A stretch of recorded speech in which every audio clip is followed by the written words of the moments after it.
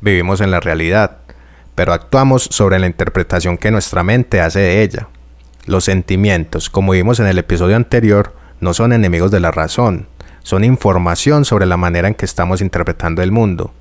Entonces la razón no existe para silenciarlos, existe más bien para comprenderlos, examinarlos y confrontarlos con la realidad. Así como un científico investiga la naturaleza, nosotros podemos examinar lo que sentimos, y posiblemente esa sea una de las formas más profundas de la sabiduría. Bienvenidos a Filoparchando de la Noche, el momento en que la filosofía sale de los libros para encontrarse con nuestra vida cotidiana, con la ciencia, con el arte y los demás asuntos que nos constituyen. Filoparchando de la Noche, con su anfitrión, Wilder Carmona.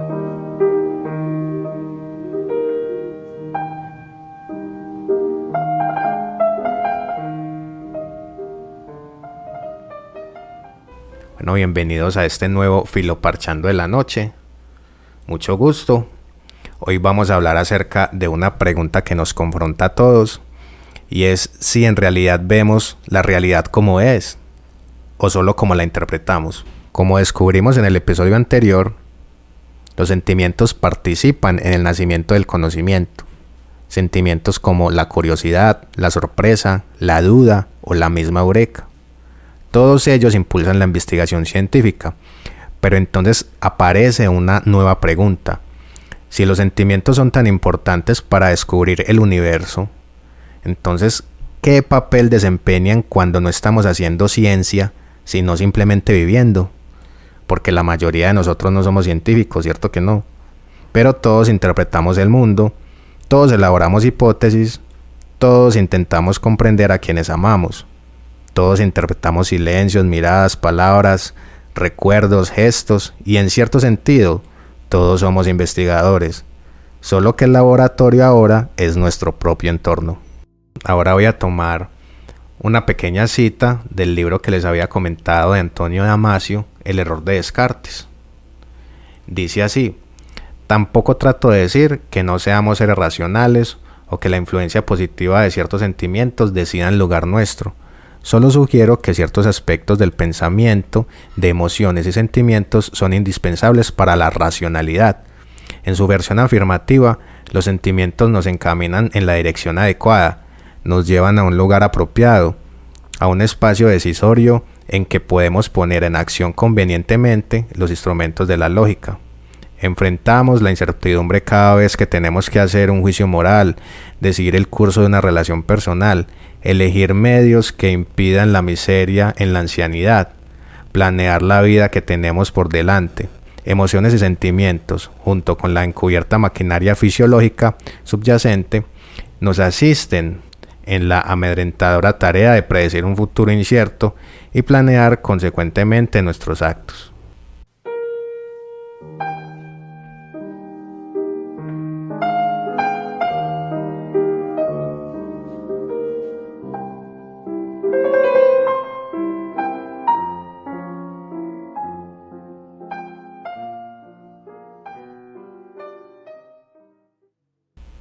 Entonces, vivimos en la realidad, pero actuamos sobre interpretaciones. Aquí aparece la tesis. No reaccionamos directamente ante la realidad, reaccionamos ante la interpretación que hacemos de ella. Un mismo hecho puede generar experiencias completamente diferentes. Un mensaje, un silencio, una mirada, una llamada, los hechos son iguales. Las interpretaciones cambian y con ellas cambian también nuestros sentimientos. Aquí entra un nuevo filósofo, David Hume, quien fue un destacado filósofo, historiador y economista del siglo XVIII. Es considerado una de las figuras fundamentales de la filosofía occidental y el máximo representante del empirismo británico. Recordemos que el empirismo es una doctrina filosófica que coloca en la experiencia sensorial la fuente única del conocimiento, basando todo conocimiento científico en la experiencia y en la percepción sensorial. Hume observó entonces que el impulso que orienta nuestras acciones no surge primero de la razón, sino de las pasiones. No reaccionamos simplemente ante los hechos, reaccionamos ante el significado que esos hechos adquieren para nosotros. Un silencio puede parecer indiferencia para una persona, rechazo para otra o incluso respeto para una tercera, pero la realidad es la misma. Lo que cambia es la interpretación que hacemos de ella. Desde Guayabal, transmite La 15 Radio. Vamos a mirar qué es lo que nos dice Hume en su tratado acerca de la naturaleza humana. Las pasiones se hallan enlazadas con sus objetos y con otras pasiones, lo mismo que los cuerpos externos se hallan enlazados entre sí. La misma relación, pues, de causa y efecto que corresponde a los unos debe ser común a todos ellos. ¿Qué nos está diciendo Hume aquí? Que nuestras emociones no surgen de la nada. Así como en la naturaleza un acontecimiento produce otro, también nuestros sentimientos están conectados con experiencias previas, recuerdos, expectativas y otras emociones. Una mirada puede despertar alegría en una persona y desconfianza en otra, porque cada una ha construido asociaciones distintas a lo largo de su vida. Por eso, cuando reaccionamos emocionalmente, no respondemos únicamente al hecho presente, sino a toda una cadena de significados que nuestra mente ha ido tejiendo. Comprender esas conexiones es el primer paso para comprendernos a nosotros mismos. Bueno, entonces aquí entra un viejo conocido, Peirce.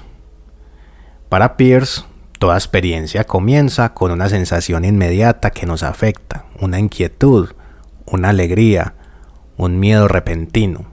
Sin embargo, no nos detenemos allí. Nuestra mente busca inmediatamente darle un significado. Si un amigo nos responde un mensaje, primero sentimos inquietud y luego construimos una interpretación. ¿Estará molesto? Este significado que atribuimos a la experiencia es lo que Peirce llama un interpretante.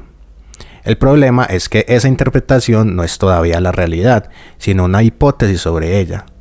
Por eso la razón desempeña un papel fundamental: examinar nuestras interpretaciones y contrastarlas con los hechos, para distinguir entre lo que sentimos, lo que imaginamos y lo que realmente ocurre.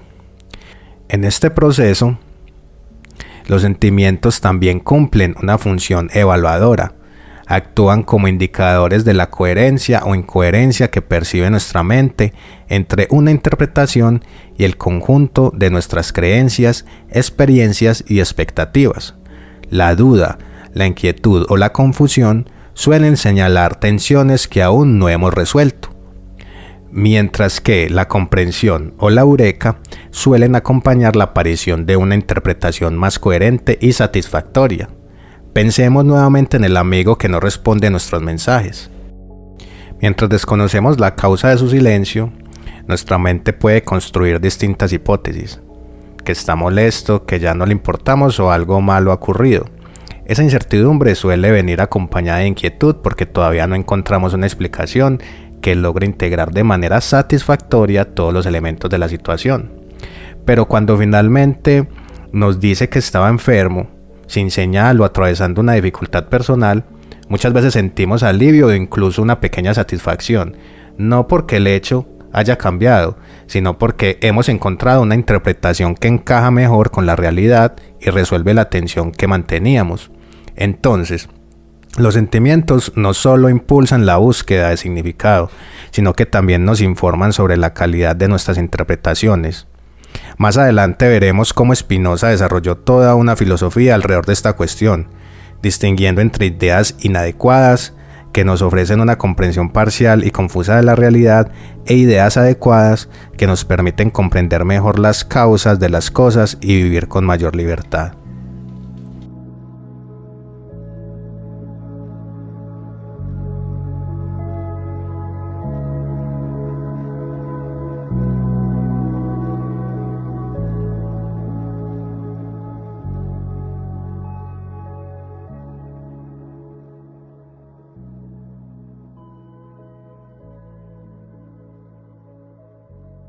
Somos música, somos arte, somos información, somos comunitarios, somos La 15 Radio, la tuya. Somos la emisora comunitaria de la Comuna 15. Listo, entonces ya aquí llegamos a una parte donde entendemos los sentimientos como una información que recibimos a través de nuestro cuerpo. Entonces los sentimientos no son todavía conocimiento, son más bien información. ¿Pero información de qué? No necesariamente del mundo, sino de la manera en que estamos interpretándolo. El miedo nos dice, estoy interpretando algo como peligroso. La ira nos dice, estoy interpretando esto como una injusticia. La curiosidad nos dice, aquí hay algo que comprender. Los celos nos dicen, estoy interpretando esto como una amenaza.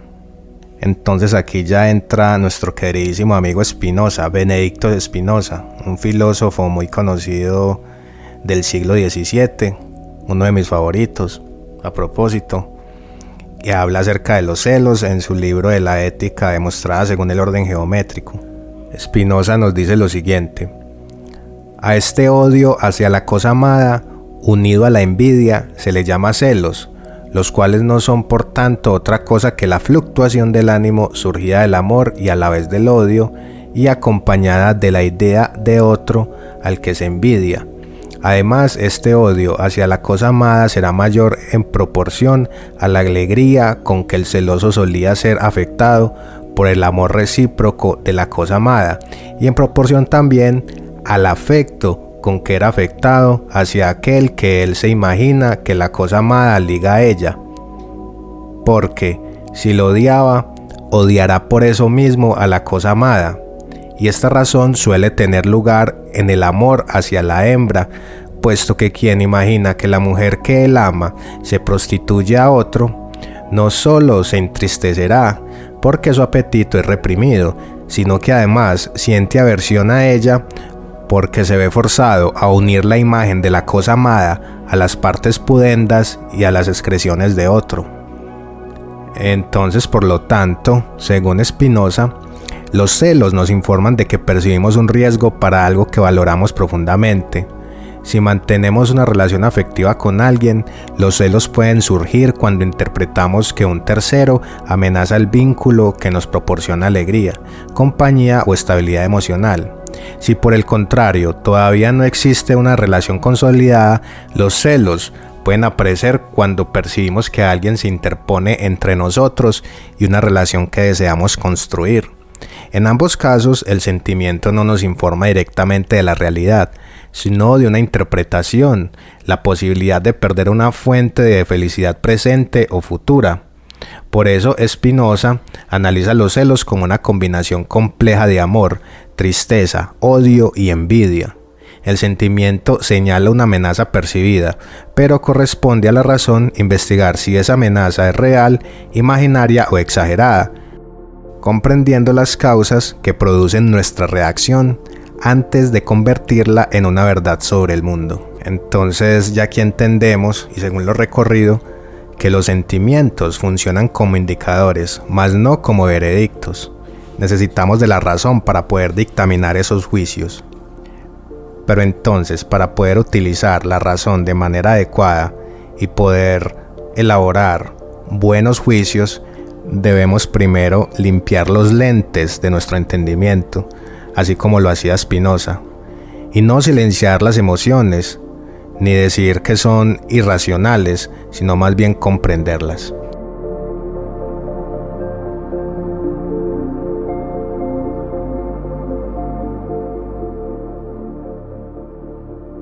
Hay un detalle fascinante de la vida de Spinoza, por si no lo sabían, que para ganarse la vida trabajó durante años como pulidor de lentes. Con paciencia y precisión eliminaba las imperfecciones del cristal para que los telescopios y microscopios permitieran ver el mundo con mayor claridad. No deja de ser una hermosa metáfora de su filosofía. Así como dedicaba sus días a pulir los lentes para corregir las distorsiones de la visión, dedicó su obra a pulir el entendimiento humano para corregir las distorsiones del pensamiento. Los prejuicios, las pasiones confusas y las ideas inadecuadas serían, en cierto sentido, las impurezas que empañan nuestra mirada sobre la realidad.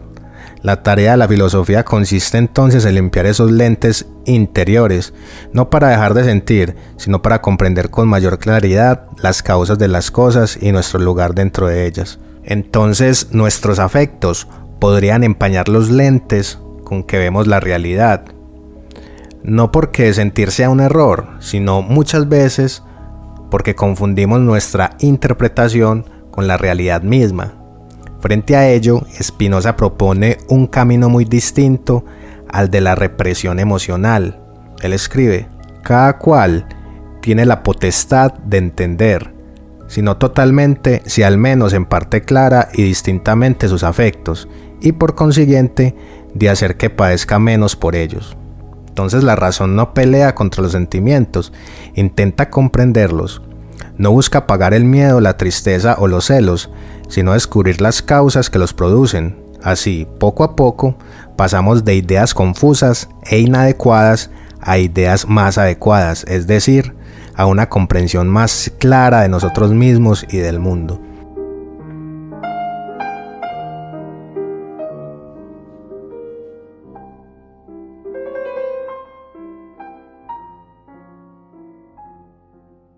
Listo, entonces ya en esta parte volvemos a Peirce, que Peirce dice que nosotros somos intérpretes dentro de la realidad. Peirce sostiene que el ser humano no está separado del mundo, como lo veíamos en el capítulo anterior.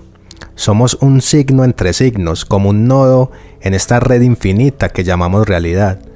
Interpretamos constantemente, pero nuestras interpretaciones pueden corregirse, porque pertenecemos a la misma realidad que intentamos comprender. El error aparece cuando confundimos nuestros signos con el propio mundo.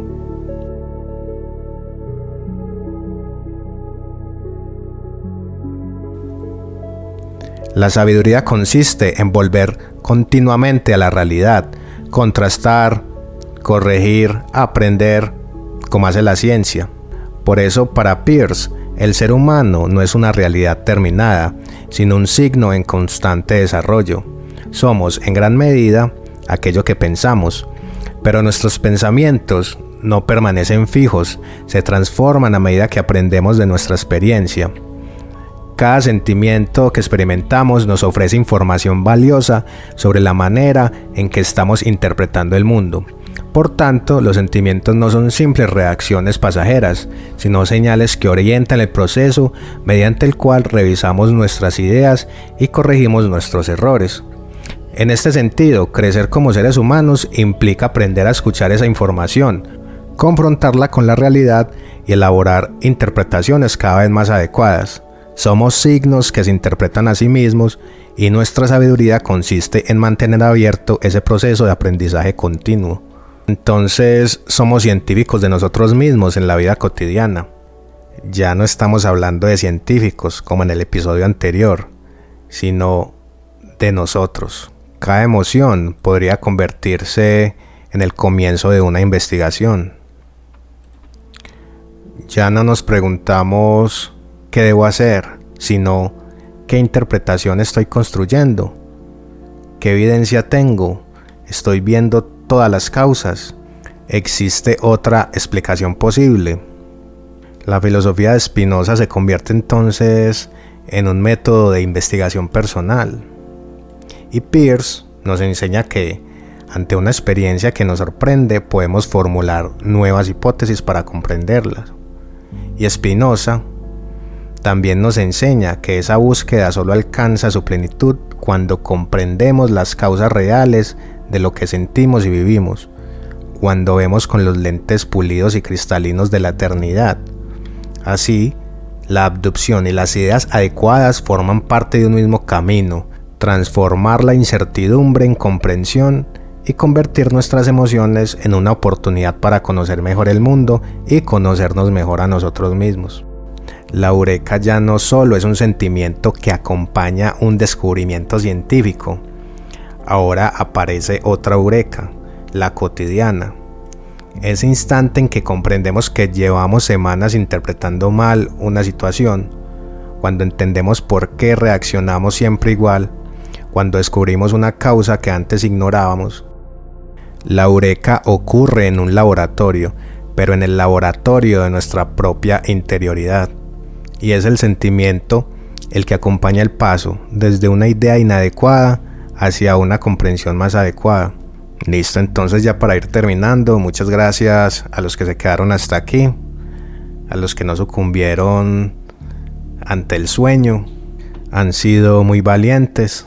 Y por supuesto, recuerden escuchar la emisora de la Comuna 15 Guayabal, la 15 Radio, a través de la página www.la15radio.com. Allí hay unos programas muy interesantes que podrían ser de su incumbencia. Bueno, entonces vamos a concluir este capítulo. ¿Con quién? Por supuesto con Spinoza.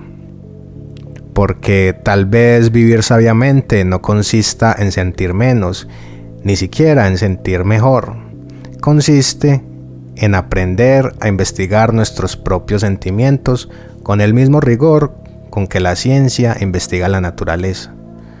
Comprender antes de reaccionar, preguntar antes de concluir, contrastar antes de juzgar, corregir nuestras interpretaciones cuando la realidad nos muestra que estábamos equivocados. Tal vez eso sea la sabiduría. Como lo decía Benedicto de Spinoza, la beatitud es una experiencia íntima relacionada con la paz espiritual e interna. Él mismo decía, la beatitud no es el premio a la virtud, sino la virtud misma. La felicidad no llega después de comprender, la comprensión misma es una forma de felicidad. También decía, cuanto más entendemos las cosas singulares, más entendemos a Dios. El Dios de Spinoza, por supuesto, es el Dios de la naturaleza, o sea, Dios sive natura, Dios o naturaleza. La naturaleza y Dios son la misma cosa. Y si estamos comprendiendo nuestra misma naturaleza, estamos comprendiendo a Dios. Entonces el Dios de Spinoza no es un ser separado del mundo, ¿cierto? Es la naturaleza misma, la totalidad de lo real. Comprender las causas de las cosas es comprender mejor el universo del que formamos parte. Entonces, la verdadera eureka de la vida cotidiana consiste en descubrir que conocernos a nosotros mismos sin comprender el mundo son en el fondo dos aspectos de la misma aventura. Porque la sabiduría comienza cuando dejamos de preguntar únicamente qué estamos sintiendo y empezamos a preguntarnos qué nos está revelando ese sentimiento acerca de nuestra manera de interpretar la realidad. Habrá que mantener entonces una mente suficientemente humilde para aceptar que nuestros primeros sentimientos son el inicio de una investigación, no el final de una verdad. Y tal vez la filosofía y la ciencia compartan en el fondo esta misma vocación, ayudarnos a ver la realidad con un poco más de claridad. Bueno, hasta aquí nuestro programa de Filoparchando de la Noche. Muchas gracias por parar oreja allá al otro lado. Espero que haya sido de su total agrado. Y bueno, que tengan muy buenas noches. Hasta luego. Bienvenidos a Filoparchando de la Noche, el momento en que la filosofía sale de los libros para encontrarse con nuestra vida cotidiana, con la ciencia, con el arte y los demás asuntos que nos constituyen. Filoparchando de la Noche, con su anfitrión, Wilder Carmona.